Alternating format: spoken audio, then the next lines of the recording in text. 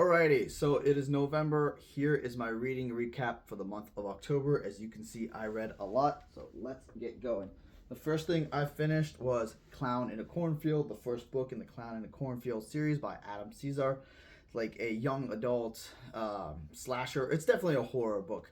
I would say it's very campy. You're very typical, B-movie slasher with your teenagers. I thought it was fun though, very predictable, but with a twist. But I enjoyed it. I'll give it 4 stars. Definitely want to read the rest of the series. Then I finished The Only Good Indians by Stephen Graham Jones. It's my first Stephen Graham Jones book. I tried reading this 4 years ago, couldn't get into it. I tried again. This thing was incredible. This thing was so explosive as it went on. It's just the plots and twists of this thing were wild. 5 stars for sure.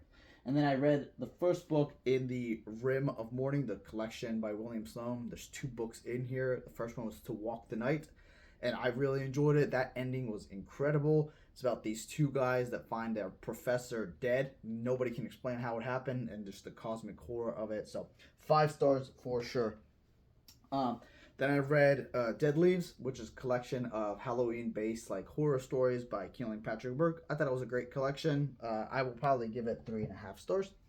And then finally finished Wizard and Glass, the 4th book in the Dark Tower by Stephen King. It was very long, but I did enjoy the story.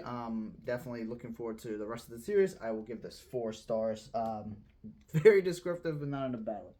And then I read The Legend of Sleepy Hollow, of course, which is quite a short story. It was very descriptive. Every little minute detail was explained. I think that took away from the story, but I think when the Headless Horseman comes in, it was great. So 4 stars for sure. And then lastly, of course, I read The Nameless City by H.P. Lovecraft. I try to read a couple stories by H.P. Lovecraft each month. Again, 4 stars. I thought it was pretty good. Would have been 4.5, but kind of lost its way near the end, but still, so pretty good month.